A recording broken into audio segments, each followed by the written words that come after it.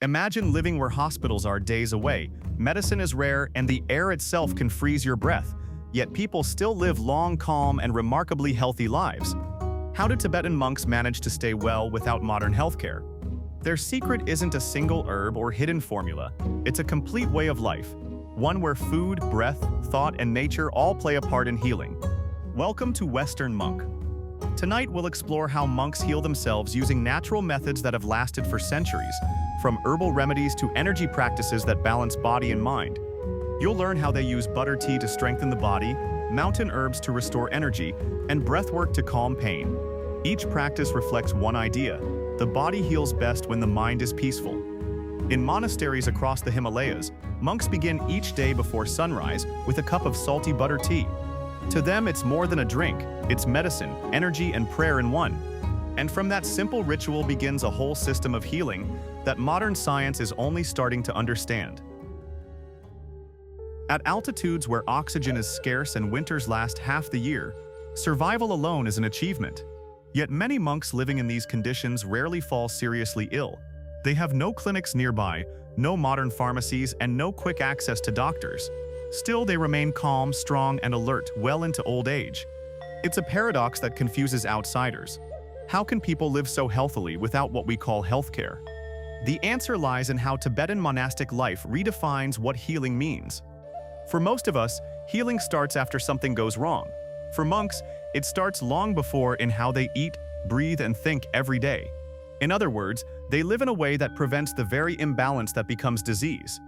Monastic elders teach that the body and mind are not separate. When your thoughts are restless, your body becomes weak. When your breath is uneven, your digestion falters, and when your energy, known as lung, is disturbed, everything else follows. In that sense, the monastery is both a place of learning and a living hospital. Its walls hold centuries of observation, trial, and knowledge, not from laboratories but from experience passed down through generations. When a monk feels unwell, he doesn't rush for medicine. He first looks inward. What have I done differently? What emotion have I fed? What habit has shifted? This reflection isn't spiritual abstraction, it's diagnostic. Tibetan healing begins with self-awareness, not symptoms. Consider how different that is from modern life. When most of us get a headache, we grab a pill.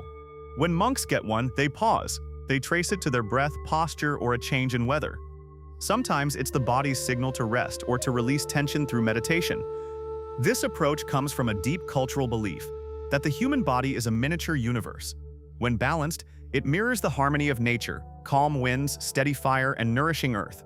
When unbalanced, storms appear within.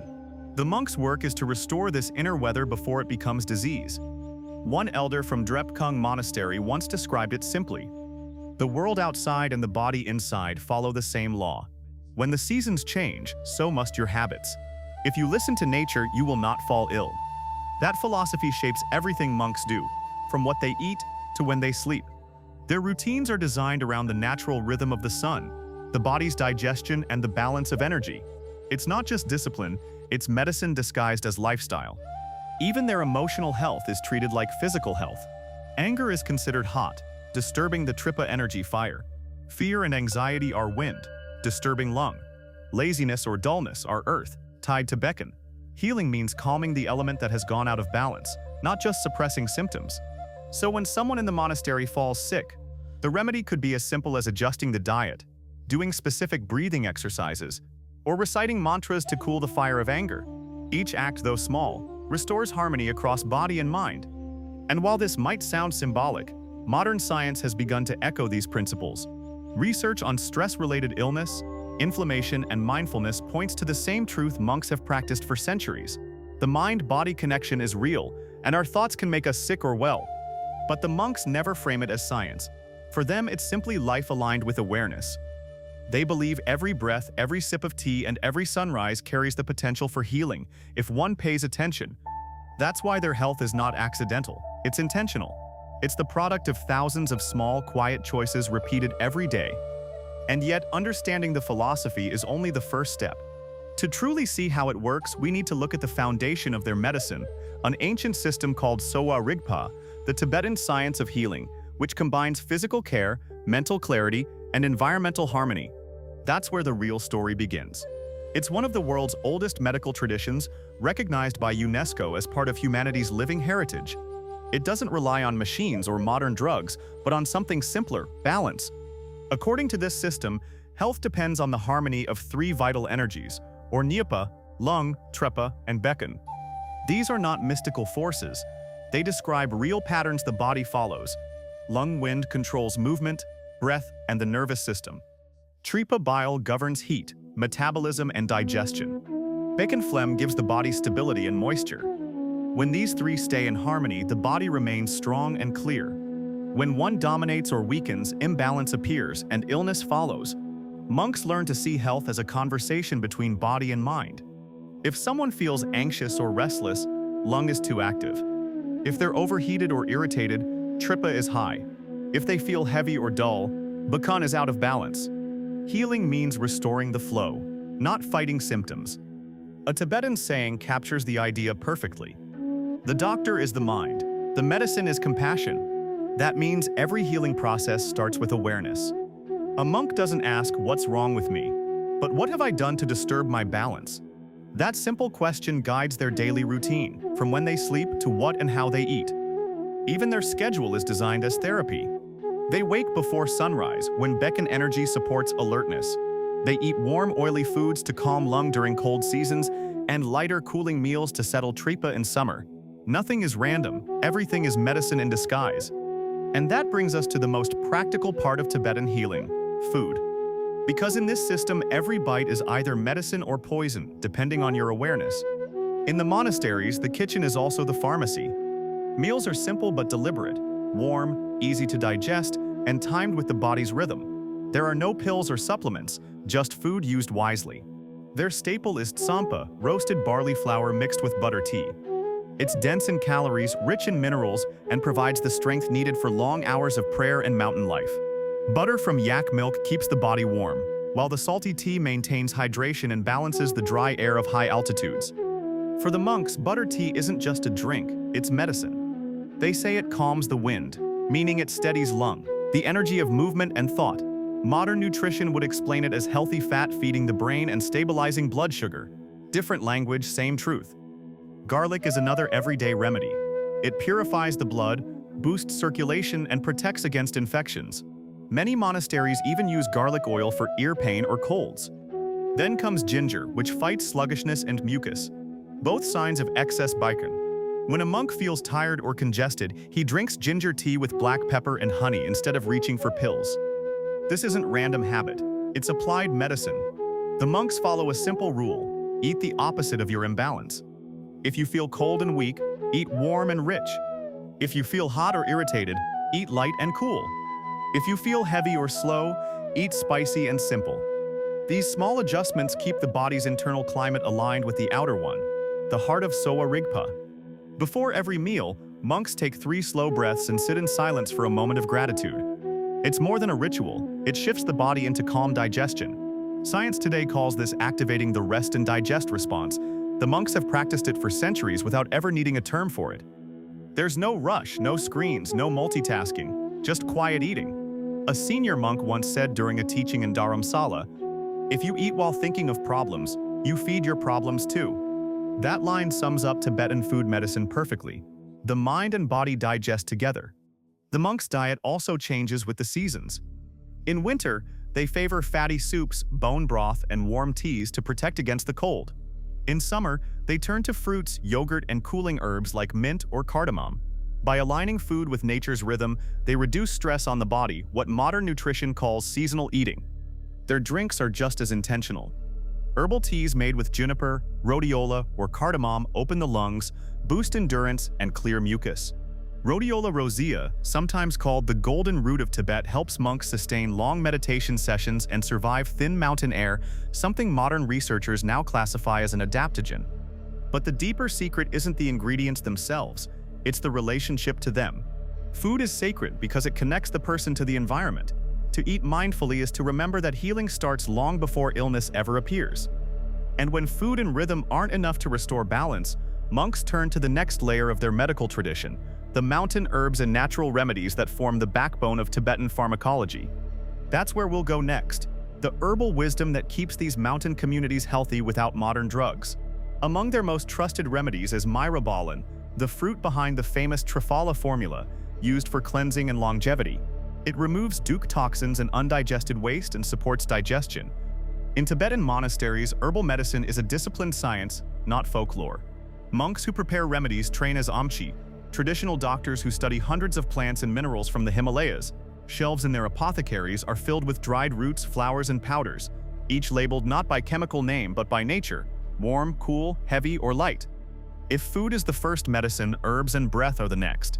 Nature's way of restoring balance when awareness alone isn't enough. Rhodiola rosea, the golden root of Tibet, grows in the highest altitudes and helps the body resist stress and fatigue. Modern science now calls it an adaptogen. Monks have used it for centuries to sustain long meditation retreats. They also rely on juniper, burned as incense to purify space and brewed as tea to clear the lungs and strengthen the immune system.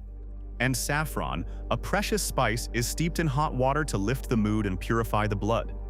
Each plant has two effects, physical and energetic. Juniper clears the air but also clears the mind. Rhodiola strengthens the lungs but also builds resilience. In this system, plants are companions that help the body remember its balance. Herbal preparation follows strict methods: drying in shade, grinding finely, and blending in exact ratios. Before use, monks bless the mixtures with short mantras, a reminder that healing depends not only on matter, but on mindfulness. Even modern researchers studying placebo effects are rediscovering what monks already know. Intention changes physiology. Some rare formulas, known as precious pills, mix herbs with tiny amounts of metals or gemstones like gold and silver. Whether or not the minerals themselves heal, the process, months of careful preparation and prayer, teaches patience, humility, and focus. Herbal medicine also carries an ecological ethic. Monks harvest only what they need, follow lunar cycles for gathering, and cultivate small monastery gardens so the land stays fertile. Healing, they say, must never harm what heals you. When a monk feels weak or anxious, he doesn't reach for a tonic, he adjusts his breath. This practice, called Tuansa Lung, channels and wind, moves energy through subtle pathways to clear blockages that cause both emotional and physical pain. If herbs heal the body, breath heals the bridge between body and mind. As one elder said, one of the most advanced forms, tummo breathing, generates inner heat. It allows practitioners to remain warm in icy mountain caves, a phenomenon later confirmed by modern researchers. But for the monks, it's not about endurance, it's about mastery of energy and thought. In practice, it's simple: sitting upright, breathing deeply and slowly, and letting the mind follow the rhythm. Some movements, gentle twists, bends, or arm raises, help the energy circulate. These routines are known as trulkor, or Tibetan yoga. They purify the body, sharpen focus, and prepare the mind for meditation. Today, science agrees. Slow, mindful breathing activates the body's natural relaxation system. The monks simply discovered it centuries earlier through practice instead of data. Breathing is free, immediate medicine. When you're angry, slow it down. When you're tired, deepen it. When you're anxious, focus it. That's the heart of Tade Lung, learning to guide energy instead of letting emotion scatter it. If your breath runs wild, your mind runs wild. When you calm the breath, everything else follows. These teachings bridge seamlessly into modern life. A few mindful breaths before starting work, a cup of herbal tea instead of caffeine, a short walk to reconnect with air and rhythm, that's the modern version of Tibetan healing. And when body, breath, and awareness align, the monks say, the deepest form of medicine appears, the mind itself. If herbs and breath treat the body, the mind is what heals the person. In Tibetan monastic life, mental clarity isn't just spiritual practice, it's medicine. The monks believe that most physical suffering begins as mental imbalance. Fear becomes fatigue, anger becomes heat, sadness becomes heaviness. When the mind returns to calmness, the body follows. This is why every healing tradition in Tibetan Buddhism includes meditation as a core prescription. But here, meditation isn't about escaping pain, it's about understanding it. Monks are trained to observe their sensations and emotions with awareness, not resistance. When pain arises, they don't fight it. They breathe into it, watch its nature, and allow it to dissolve. A common practice used for this is Tonglen, giving and taking. In Tonglen meditation, the monk breathes in the suffering of others, symbolized as dark smoke, and breathes out relief and compassion as light. At first glance, it sounds symbolic, but it trains the mind to transform fear into empathy. Over time, this mental shift lowers emotional stress, one of the key causes of disease in Tibetan thought. Modern psychology would describe this as reframing and emotional regulation techniques proven to reduce cortisol levels and support immune health. The monks simply discovered a spiritual language for the same process. For healing personal pain, another practice is metta, or loving-kindness meditation. When monks repeat phrases like, "May all beings be free from suffering," they are not reciting poetry, they're recalibrating their own nervous system. Compassion activates calm. By focusing on goodwill rather than fear, they change the body's chemistry in real time. This connection between thought and body is central to Sowa Rigpa. Tibetan texts describe how emotions directly affect the body's three energies. Anger inflames tripa, heat. Anxiety disturbs lung, wind. Ignorance or apathy thickens becken, earth. So meditation is not just for the mind, it's the way to balance these forces. A monk suffering from restlessness might practice breathing awareness, or visualization of still water to calm lung. One overwhelmed by anger might meditate on cool light spreading through the body. Each meditation is a kind of internal prescription, no pills, no herbs, just awareness targeted toward harmony. Even chanting has a medical role. The deep rhythmic sound of Tibetan mantras is believed to vibrate through the body, massaging internal organs and nervous pathways. Scientists studying chanting have found that low-frequency resonance reduces stress and slows heart rate. When an entire monastery chants together, the hall becomes a chamber of healing sound. Many visitors report feeling lighter or calmer after sitting quietly during these chants. Monks would explain it simply. The vibration realigns your energy. You don't need to believe in mysticism to feel it. The body responds naturally to rhythm and repetition. There's also visualization healing, a common practice in the Vajrayana tradition. Monks visualize deities like Medicine Buddha, Sangye Menla, not as distant gods but as symbols of inner healing power. During meditation, they imagine blue healing light filling the body, dissolving impurities and pain. In Tibetan psychology, this imagery shifts the mind from illness to strength, which in turn influences the body's response. The medicine here isn't the image, it's the focus, the intentional shift toward wholeness. Modern neuroscience recognizes this as neuroplasticity. Repeated visualization can alter brain circuits and pain perception. Tibetan monks without any machines have used this principle for centuries to treat chronic illness, trauma, and even depression. But the monks don't claim meditation replaces all medicine. They see it as the root of all healing, because a peaceful mind makes every other treatment work better. When the body is relaxed and the mind steady, herbs digest more efficiently, sleep restores more deeply, and breath flows freely. There's a famous line from the Gyuji, the core medical text of Tibet. The seed of illness is ignorance, the seed of healing is wisdom. In plain words, health begins with knowing yourself. A monk who becomes angry understands that he's heating his own system. A worried monk knows he's stirring wind energy. By recognizing it early, he adjusts his habits before imbalance becomes disease. This self-awareness is their real preventative medicine, a skill built through years of meditation. For those outside the monastery, this might sound unreachable, but the method is surprisingly simple. You don't need robes or rituals. You can start by sitting quietly for 5 minutes each morning, breathing naturally, and noticing what you feel, not judging, just watching. That's the same training monks begin with at age 10. Over time, this awareness becomes second nature. When modern doctors talk about stress management, mindful living, or holistic healing, they're speaking the same language, just translated. The monks would simply say, heal the mind first, and the body will follow. And this belief extends beyond personal health. For them, healing isn't only individual, it's collective. They believe that compassion, ritual, and shared intention can influence the health of entire communities. That's the final layer of Tibetan healing, not herbs or meditation, but compassion in action, practiced through ritual and service. Let's step into that next. When you step back and look at how Tibetan monks live, one truth stands out. Their healing isn't something they do, it's how they live.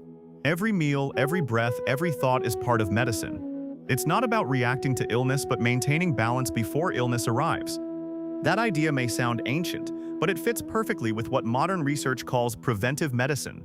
The monks simply learned it by observing life in its simplest form: cold air, warm tea, slow breath, and steady minds. So what lessons can we take from this old mountain wisdom into our busy, screen-filled lives? The first is that healing starts with rhythm.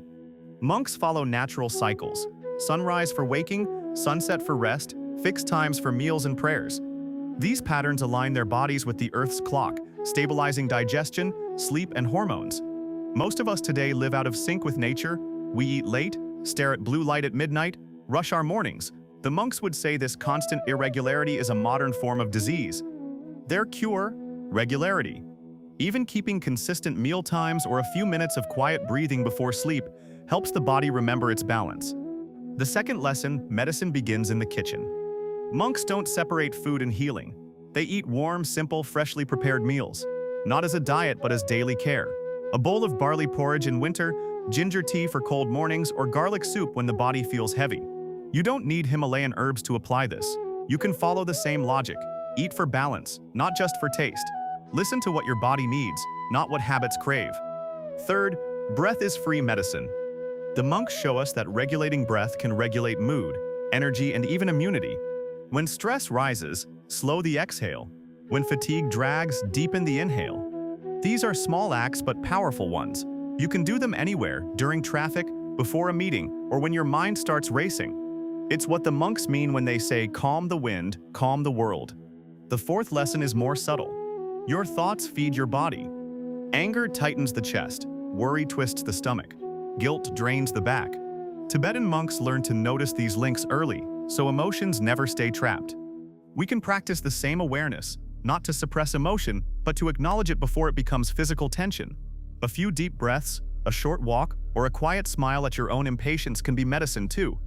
Then there's compassion, perhaps the most unexpected but powerful healing force in Tibetan culture. When a monk prays for others' well-being, he's not only wishing them health, he's shaping his own state of mind. Compassion dissolves isolation and self-centered stress, which are among the greatest causes of modern illness. Studies today echo this truth. Kindness releases oxytocin, lowers blood pressure, and strengthens immunity. In Tibetan terms, compassion keeps lung, trippa, and beacon in harmony. Finally, the monks teach us that healing is not perfection, it's balance. They still catch colds, feel tired, or experience pain, but they don't fight it with frustration. They observe it, care for it, and let it pass. Illness, to them, is not failure, it's feedback. When you stop viewing discomfort as an enemy, the body relaxes and healing begins naturally. These lessons don't require monasteries, mantras, or mountain air. They require attention to your breath, your meals, your emotions, your pace. That attention is the essence of Sowa Rigpa, awareness as medicine. And maybe that's what the modern world needs most, not more cures, but more consciousness. Because when you live with awareness, the line between health and healing disappears. You're no longer waiting for something to go wrong, you're participating in your own wellness every moment of the day. In the end, Tibetan monks don't heal themselves without modern medicine, they heal themselves before they need it. And that might be the deepest wisdom of all. So next time you drink a warm cup of tea, breathe a little slower, eat with focus, rest without guilt. That's Tibetan medicine in practice. Simple, present, and alive.